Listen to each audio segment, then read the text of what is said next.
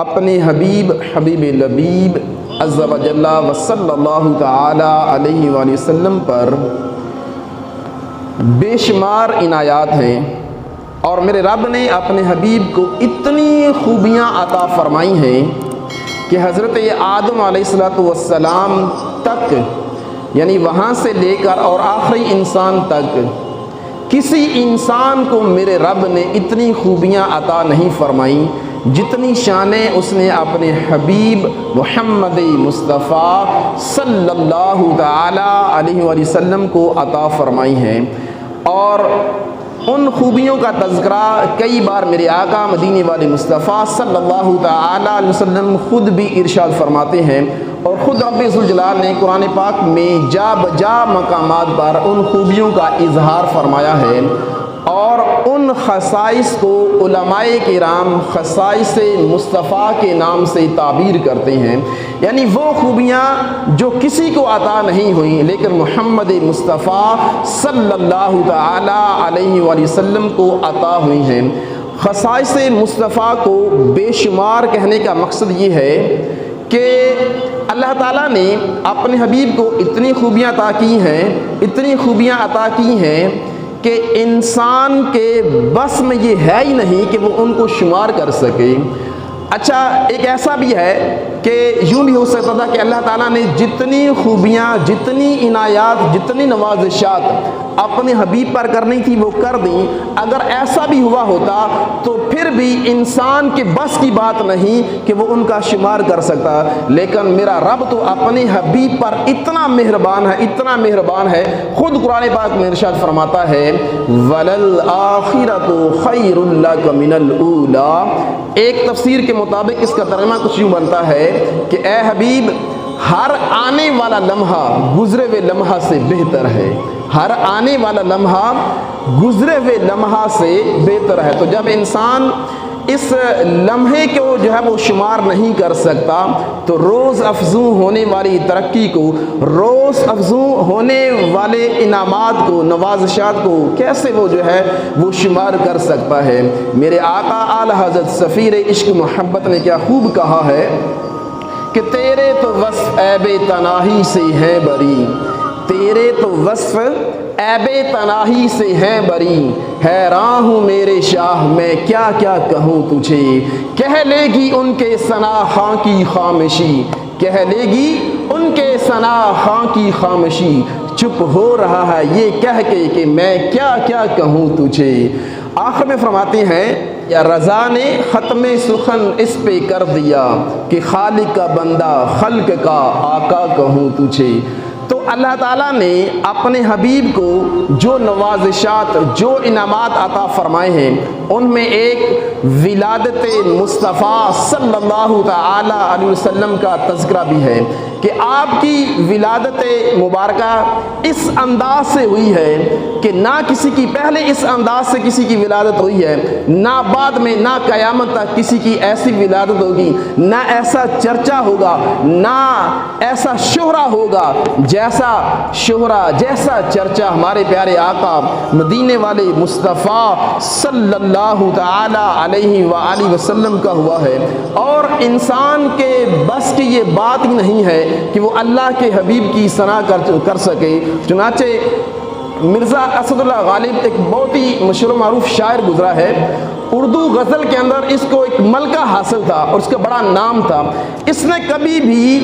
سرکار کی ذات پر، سرکار کی ذات کے بارے میں کبھی اس نے کوئی جملہ، کوئی شعر نہیں کہا تھا۔ تو کسی نے کہا تھا کہ آپ اتنے بڑے شاعر ہیں لیکن آپ نعت مصطفیٰ کیوں نہیں کہتے ہیں؟ تو آپ نے ایک بڑا ہی پیارا جملہ سرکار کی مدح میں کہتے ہوئے کہا، کہتا ہے کہ غالب ثنائے خواجہ بیزاں گذاشتیم کہاں ذات پاک مرتبہ دان محمد است۔ کہتے ہیں کہ غالب میں محمد مصطفیٰ کا تذکرہ کیسے کروں، میں ان کی شان کیسے بیان کروں کہ جن کی شان کا اللہ کے علاوہ کسی کو پتہ ہی نہیں ہے۔ ان کا تو وہ مقام و مرتبہ ہے کہ رب ہی جانتا ہے کہ ان کی کیا شان ہے، ان کا کیا مقام ہے، ان کا کیا مرتبہ ہے۔ چنانچہ میرے آقا مدینے والے مصطفیٰ صلی اللہ تعالی علیہ وسلم کا شہرہ آپ کی ولادت کے تذکرے، آپ نے کہاں پیدا ہونا تھا، کب پیدا ہونا تھا اور کہاں آپ نے ہجرت کر کے جانا ہے، کن کن مقامات پر آپ کی زندگی گزرے گی۔ چنانچہ یہ آسمانی کتابوں جو پہلے امتوں پر جو کتابیں اتری تھیں ان کتابوں کے اندر ان کا بالکل واضح تذکرہ تھا۔ چنانچہ حدیث پاک میں آتا ہے، حضرت سیدتنا عائشہ صدیقہ رضی اللہ تعالی عنہ ارشاد فرماتی ہیں کہ مکہ شریف میں ایک یہودی رہتا تھا۔ مکہ شریف میں ایک یہودی تھا جو کہ تاجر تھا، اس کا تجارت کا کام تھا، اور وہ مختلف شہروں میں، مختلف علاقوں میں، مختلف ملکوں میں وہ تجارت کی غرض سے جایا کرتا تھا، اور وہ سابقہ آسمانی کتابوں کا اس نے کافی مطالعہ کیا ہوا تھا، اور اس نے ہمارے پیارے آقا مدینے والے مصطفیٰ صلی اللہ تعالی وسلم کی شان، آپ کی سیرت کے حوالے سے کافی کچھ پڑھا ہوا تھا۔ چنانچہ وہ یہودی ایک دن اہل مکہ کو مخاطب کر کے کہتا ہے کہ کیا تمہارے ہاں کسی بچے کی ولادت ہوئی ہے؟ تو انہوں نے کہا کہ ہمیں تو نہیں پتا ہے۔ تو اس نے کہا کہ آج کی رات میں تمہارے قبیلے کے اندر ہی، تمہارے شہر کے اندر ایک ایسے بچے کی ولادت ہوئی ہے جس کو رب ذوالجلال نے خاتم النبیین بنا کر بھیجا ہے، وہ آخری رسول ہیں، اور یہاں پر انبیاء کا جو ہے وہ اختتام ہو جائے گا، یہ آخری نبی ہوں گے۔ اب وہ جو مکہ کے جو لوگ تھے جنہوں نے اس کی باتیں سنی وہ بہت زیادہ حیرت میں آ گئے کہ یہ کیسے ہو سکتا ہے۔ چنانچہ انہوں نے سراغ لگانا شروع کر دیا، پتہ کرنا شروع کر دیا کہ کس گھر میں بچے کی ولادت ہوئی ہے۔ چنانچہ پتہ کرنے پر پتہ چلا کہ سیدنا عبد المطلب کے گھر میں جو ہے وہ چاند کا بیٹا، چاند سا بیٹا جو ہے وہ تشریف لایا ہے۔ چنانچہ جب اس یہودی تاجر کو بتایا گیا کہ حضرت عبد المطلب کے ہاں جو ہے وہ پوتا ہوا ہے جس کا نامی محمد ہے، تو اس نے کہا کہ مجھے لے چلو، میں اس بچے کی زیارت کرنا چاہتا ہوں۔ چنانچہ جب آپ حضرت سیدتنا حضرت آمینہ رضی اللہ تعالی عنہ کی کاشانہ اقدس میں حاضر ہوتے ہیں تو عرض کی کہ سیدہ اپنے لخت جگر کا ذرا دیدار تو کرائیں نا۔ تو چنانچہ جب آپ نے، جو اس یہودی نے جب آپ کا دیدار کیا نا تو یقین جانے وہ دیدار کر کے وہیں پر غش کھا کر بے ہوش ہو کر گر جاتا ہے۔ جب وہ بے ہوش ہو کر گر جاتا ہے نا، اب وہ جو ساتھ میں جو لوگ آئے ہوئے تھے وہ بڑے حیران ہوتے ہیں کہ اس کو کیا ہو گیا۔ چنانچہ وہ اس پر چھینٹے وینٹے مارتے ہیں تاکہ اس کو ہوش آ جائے۔ چنانچہ جب اس کو ہوش آیا نا تو ہوش آنے کے بعد وہ کیا کہتا ہے، کہتا ہے کہ اے یا معاشر قریش، کہ اے قریشیو، اے قریش کے گروہ، اللہ کی قسم آج تک اللہ تعالیٰ نے جتنے بھی نبی بھیجے ہیں وہ سارے کے سارے بنی اسرائیل میں آئے ہیں، لیکن اللہ تعالیٰ نے اپنا آخری نبی اے قریشی وہ تم میں مبعوث فرمایا ہے۔ اور پھر آگے کہا کہ اللہ کی قسم یہ جو بچہ پیدا ہوا ہے اس کے چرچے مشرق اور مغرب میں ہوں گے، یعنی اللہ تعالیٰ اس کو وہ مقام و مرتبہ عطا فرمائے گا کہ اس کے چرچے مشرق و مغرب میں ہوں گے۔ چنانچہ پتہ چلا کہ جس شب میں میرے آقا مدینے والے مصطفیٰ صلی اللہ علیہ وسلم نے اس دنیا میں جلوہ گر ہونا تھا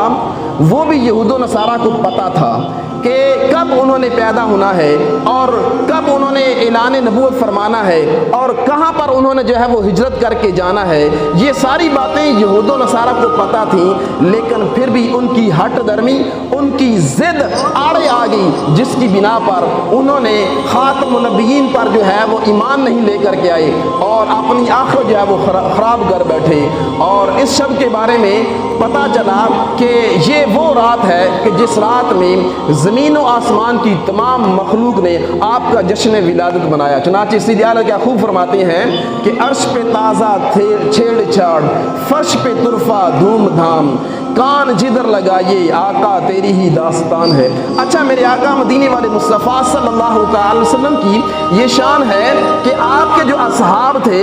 اپنی زندگی مبارک میں سرکار مدینہ کا جو ہے وہ جشن ولادت کا بہت کثرت کا تذکرہ کیا کرتے تھے اور یہ ان کا مرغوب جو ہے مشغلہ ہوا کرتا تھا۔ یہ فاروق اعظم کا دور ہے اور حج کا موسم ہے۔ آپ مسجد نبوی شریف میں خطبہ دینے کے لیے جو ہے جب آپ ممبر پر تشریف لاتے ہیں نا تو آپ لوگوں کی جانب نگاہ دوڑاتے ہیں، لوگوں کی جانب دیکھ کر آپ ارشاد فرمایا افیکم سواد بن قارب، کیا تم میں سواد بن قارب موجود ہیں؟ تو لوگوں نے آگے پیچھے دیکھا، کسی بندے نے ہاں میں جواب نہیں دیا۔ پھر پورا 1 سال گزر گیا. جب دوبارہ اگلے سال جب حج کا موسم آتا ہے اور آپ منبر پر تشریف لاتے ہیں, آپ نے دوبارہ یہی جملہ ارشاد فرمایا, کیا تم میں سواد بن قارب موجود ہیں؟ چنانچہ ایک صحابی عرض کرتے ہیں, حضرت براء بن عازب رضی اللہ تعالیٰ عنہ, آپ نے کہا کہ یا سیدی, اے امیر المومنین, آپ سواد بن قارب کو کیوں یاد کر رہے ہیں؟ ان کو یاد کرنے کی وجہ کیا ہے؟ تو آپ نے ارشاد فرمایا کہ سواد بن قارب کو یاد کرنے کی وجہ یہ ہے کہ ان کے اسلام لانے کا واقعہ بڑا عجیب ہے. جب انہوں نے اسلام قبول کیا تھا تو ان کے اسلام لانے کا واقعہ بڑا عجیب ہے, اور میں یہ واقعہ ان کی زبانی سننا چاہتا ہوں. چنانچہ ابھی ان دونوں حضرات کے ساتھ آپس میں یہ گفتگو کر رہے ہوتے ہیں, محو گفتگو ہوتے ہیں کہ حضرت سیدنا سواد بن قارب بھی حاضر خدمت ہو جاتے ہیں. عرض کی کہ یا سیدی میں حاضر ہوں. تو جب آپ حاضر ہوئے نا, تو حضرت سیدنا فاروق اعظم رضی اللہ تعالی عنہ نے سواد بن قارب کو مخاطب کر کے ارشاد فرمایا کہ اے سواد, ذرا اپنا اسلام لانے والا جو واقعہ ہے نا, وہ مجھے اپنی زبانی بیان کر. میں تمہاری زبان سے تمہارا اسلام لانے واقعہ جو ہے نا وہ سننا چاہتا ہوں. تو حضرت سیدنا سواد بن قارب رضی اللہ تعالیٰ عنہ, آپ نے ارشاد فرمایا کہ یا سیدی, میں ایک تاجر آدمی تھا, اور ایک مرتبہ میں تجارت کی غرض سے ہند گیا ہوا تھا. چونکہ یہ عرب کے رہنے والے تھے, تو کہتے ہیں میں ہندوستان گیا ہوا تھا. اور کہتے ہیں کہ میری لائف میں اس دور میری زندگی میں ایک جن کے ساتھ میری دوستی تھی. اور کہتے ہیں کہ ایک بار میں جب ہندوستان میں تھا تو میں رات کو سویا ہوا تھا. وہ جن میرے خواب میں آ کر کے مجھے کہتا ہے کہ اے سواد, اٹھو اور واپس اپنے علاقے میں جاؤ, اس لیے کہ تمہارے علاقے میں اللہ کا آخری نبی تشریف لا چکا ہے, اور اس کی صحبت اختیار کرو, اس کا کلمہ پڑھو اور اس کے متبع ہو جاؤ, اس کی پیروی کرنے والے بن جاؤ. چنانچہ کہتے ہیں کہ وہ بار بار جو ہے مجھے خواب میں نظر آتا. 3 دن تک لگاتار جو میرے خواب میں آتا رہا, اور ایک بار اس نے مجھے جگا دیا اور کہا کہ اے سواد, اٹھو اور جاؤ اللہ کے رسول کی بارگاہ میں حاضری دو, اس لیے کہ اسی بارگاہ سے تمہیں رشد و ہدایت ملے گی, اسی بارگاہ کے میں جا کر تمہیں ہدایت نصیب ہوگی, تم سیدھے راستے پر چلو گے. چنانچہ سواد بن قارب رضی اللہ تعالیٰ عنہ کہتے ہیں کہ جب میں یہ خواب دیکھا نا, اور بار بار جب یہ اصرار ہوا, تو کہتے ہیں اس کے بار بار کہنے کی وجہ سے نا میرے دل میں سرکار کی محبت پیدا ہو گئی, میرے دل میں اللہ کے حبیب کی محبت پیدا ہو گئی. تو اب مجھے بھی یہ شوق آیا کہ میں بھی اللہ کے نبی کا جو دیدار کروں, جس کا بار بار مجھے کہا جا رہا ہے یقیناً وہ کوئی مقبول ہستی ہیں, یقیناً وہ کوئی عظیم ہستی ہیں. چنانچہ سواد بن قارب کہتے ہیں میں نے وہیں سے اپنا بوریا بستر سمیٹا, اور سفر کرتا کرتا کرتا کرتا جو ہے کہتے ہیں مجھے پتہ چلا کہ آپ مدینہ شریف میں تشریف فرما ہیں. کہتے ہیں کہ میں مدینہ سے جب پہنچا, مسجد نبی میں جب پہنچا, تو کیا دیکھتا ہوں صحابہ کا ہجوم لگا ہوا ہے, اور آپ ہجوم میں جو ہے وہ تشریف فرما ہیں. فرماتے ہیں کہ جیسے ہی میں سرکار مدینہ کے سامنے آتا ہوں نا, سرکار کی بارگاہ میں جب میں سامنے آتا ہوں, میرے آقا مدینے والے مصطفیٰ صلی اللہ تعالی وسلم حضرت سواد بن قارب کو خود جو ہے مخاطب کر کے ارشاد فرماتے ہیں کہ مرحبا اے سواد, خوش آمدید, تم جس مقصد کے لیے آئے ہو ہمیں پتہ ہے, تم جس کام کے لیے, جس غرض کے لیے ہماری بارگاہ میں آئے ہو نا, ہمیں پتہ ہے, ہمیں سب پتہ ہے جس کام کے لیے تم آئے ہو. تو سواد بن قارب رضی اللہ تعالی عنہ عرض گزار ہوئے کہا یا رسول اللہ, میں نے آپ کی شان میں ایک قصیدہ لکھا ہے, آپ کی شان میں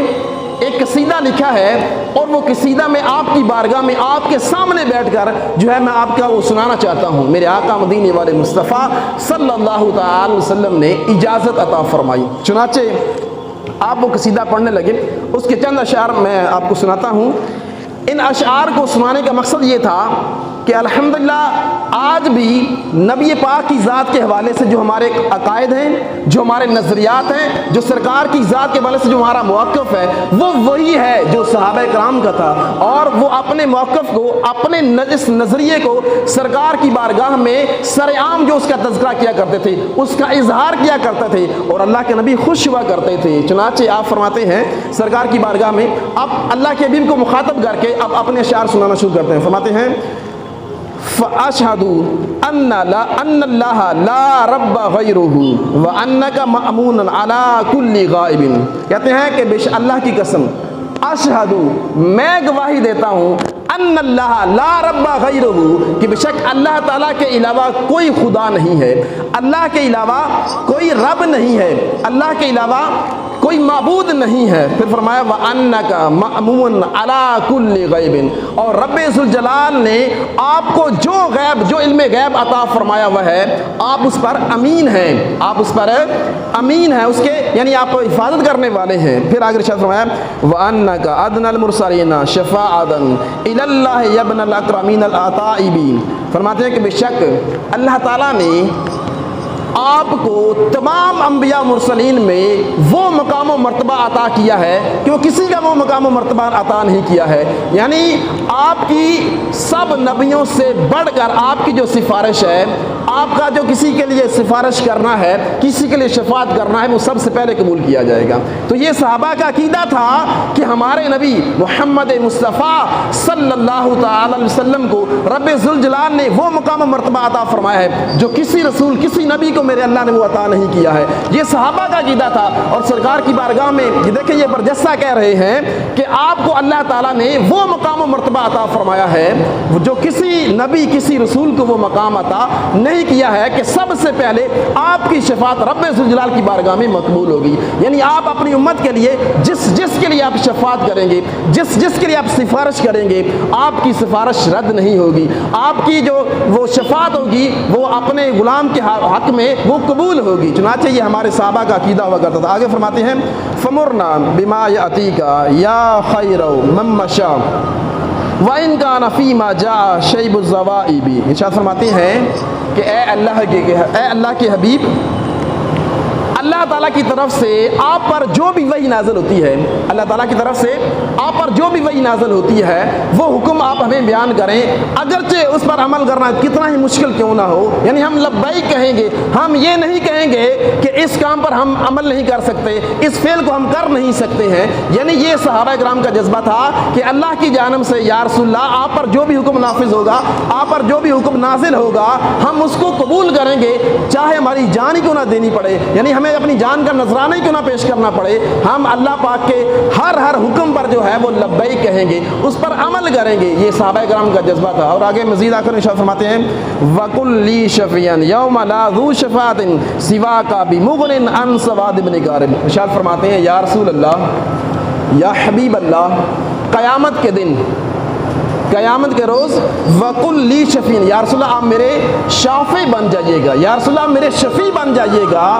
فرماتے ہیں لا ذو شفاعت، کہ قیامت کا وہ دن ہوگا کہ آپ کے علاوہ کوئی شفاعت کرنے والا نہیں ہوگا، آپ کے علاوہ کوئی شفیع نہیں ہوگا، آپ کے علاوہ کوئی سفارش کرنے والا نہیں ہوگا۔ سواد بن غارب آپ کی بارگاہ میں عرض کرتا ہے یا رسول اللہ قیامت کے روز جب نفسی نفسی کا عالم ہوگا، جب کوئی کسی کی سفارش نہیں کرے گا، یا رسول اللہ آپ میری سفارش کیجئے گا، میں آپ کی سفارش کا طلبگار ہوں، میں آپ کی جو ہے وہ سفارش کا جو طلبگار ہوں، چاہتا ہوں یا رسول اللہ قیامت کے روز جب کوئی شفیع نہیں ہوگا، جب کوئی شافع نہیں ہوگا، جب کوئی سفارشی نہیں ہوگا تو آپ میرے شفیع بن جائیے گا، آپ میرے سفارشی بن جائیے گا، یا رسول اللہ آپ میرے جو ہے وہ ملجا مأوا بن جائیے گا۔ آپ میرے آقا نے یہ تو نہیں ارشاد فرمایا کہ اے سواد ایسے جملے نہ کہے، وہاں پر ہر ایک کو اپنی اپنی پڑی ہوگی، کوئی کسی کا حامی نہیں ہوگا، کوئی کسی کا والی نہیں ہوگا۔ لیکن روایت میں آتا ہے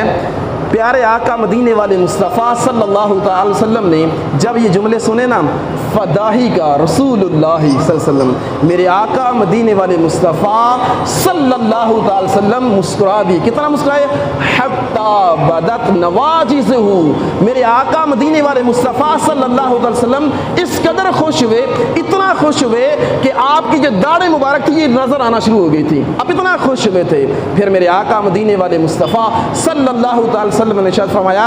افلحت یا سواد، اے سواد تم کامیاب ہو گئے ہو، اے سواد تم کامیاب ہو گئے ہو۔ یعنی جب آپ نے سرکار کی بارگاہ میں عرض کی نا یا رسول اللہ آپ ہی میرے شفیع ہیں، آپ ہی میرے شافع ہیں، تو اللہ کے رسول نے ارشاد فرمایا کہ تم کامیاب ہو گئے۔ پتہ چلا کہ اس دنیا کے اندر بھی اگر رہنا ہے سرکار کی محبت، سرکار کی اطاعت یہ لازم و ملزوم ہے۔ اگر سرکار کی محبت نہیں ہے عمل ہے کچھ بھی نہیں ہے، اور اگر عمل ہے سرکار کی محبت محبت نہیں ہے کچھ بھی نہیں ہے، دونوں کو آنا ضروری ہے، سرکار کی محبت، سرکار کی اطاعت، یعنی اللہ کے حبیب کے ساتھ محبت، وہ بھی لازوال بے پناہ محبت ہونی چاہیے، اور یہی محبت ہمارے لیے ذریعہ نجات بنے گی دنیا کے اندر بھی اور آخرت کے اندر بھی۔ اچھا، اس محبت کو بڑھانے کا ایک نسخہ عرض کرتا چلوں، ٹائم ہونے والا ہے۔ میرے آقا مدینے والے مصطفیٰ صلی اللہ علیہ وسلم نے ارشاد فرمایا، حضرت انس بن مالک یہ میرے آقا مدینے والے مصطفیٰ صلی اللہ علیہ وسلم کے خاص خادم تھے اور ان کو ایک خاص مرتبہ حاصل تھا، آپ نے 10 سال سرکار کی بارگاہ میں نوکری دی ہے، اور حضرت سیدنا انس بن مالک فرماتے ہیں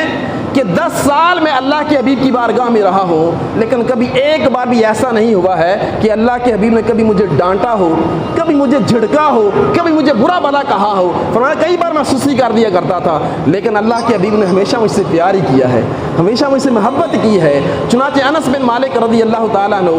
ارشاد فرماتے ہیں کہ میرے آقا مجھے مخاطب کر کے فرماتے ہیں، یا بنیا یا بنیا ان قدرتا۔ یہ اگر عربی کو جاننے والا ہو نا تو اس کو پتہ چلے گا کہ ان لفظوں میں کتنی مٹھاس ہے، ان لفظوں میں کتنا پیار ہے۔ میرے آقا مدینے والے مصطفیٰ صلی اللہ علیہ وسلم حضرت انس کو یہ کہہ کر کے پکار رہے ہیں، یا بنیا، اے میرے بیٹے، اے میرے پیارے، اے میرے لال، ان قدرتا، اگر تجھ سے ہو سکے، ان تصبح و تمسیا، صبح ہو یا شام ہو، صبح ہو یا شام ہو، تیرے دل میں لیسا فی قلبی کا غش لأحد فافعل۔ میرے آقا نے فرمایا کہ اے میرے بچے، اے میرے بیٹے، اگر تجھ سے ہو سکے صبح ہو یا شام ہو، یعنی صبح کا کوئی ٹائم ہو یا رات کا کوئی وقت ہو، الغرض یعنی 24 گھنٹوں میں سے کوئی بھی لمحہ چل رہا ہے، لیسا فی قلبی کا غش لأحد، تیرے دل میں کسی کے بارے میں کوئی کھوٹ نہیں ہونی چاہیے، تیرے دل میں اپنے مسلمان بھائی کے لیے کسی بھی حوالے سے کوئی کھوٹ نہیں ہونی چاہیے۔ فافعل، اگر تو ایسا کر سکتا ہے نا تو ضرور کر، اپنے مسلمان بھائی کے حوالے سے دل میں کوئی کھوٹ نہیں رکھنی۔ آج ہم اپنے ہی مسلمان بھائیوں کے، اپنے ہی رشتہ داروں کے حوالے سے اتنی نیگیٹو باتیں ہمارے ذہن میں ہوتی ہیں، یہ اتنا بڑا سے مکان کیسے بنا لیا، اس کے پاس گاڑی کیسے آ گئی، اس کو جاب کیسے مل گئی ہے، یہ تو کنگلا تھا، یہ تو کنگال تھا، اس کے پاس مال و دولت کیسے آ گیا، جی آج اتنے عروج پر کیسے چلا گیا ہے۔ اتنی باتیں ہم اپنے مسلمان بھائیوں کے بارے میں وہ گمان بنا لیتے ہیں، لیکن میرے آقا کیا ارشاد فرما رہے ہیں کہ اگر میری محبت حاصل کرنی ہے نا تو کیا کر، اپنے کسی مسلمان بھائی کے بارے میں اپنے دل میں کوئی کھوٹ نہ رکھ۔ پھر ارشاد فرمایا یا بنیا۔ اچھا، یہ اتنا پیارا انداز ہے نا کہ اللہ تعالیٰ نے قرآن پاک میں ایک ذکر فرمایا ہے، سورہ یوسف کے اندر حضرت یوسف علیہ السلام نے جب اپنے والد گرامی کو اپنا خواب سنایا نا کہ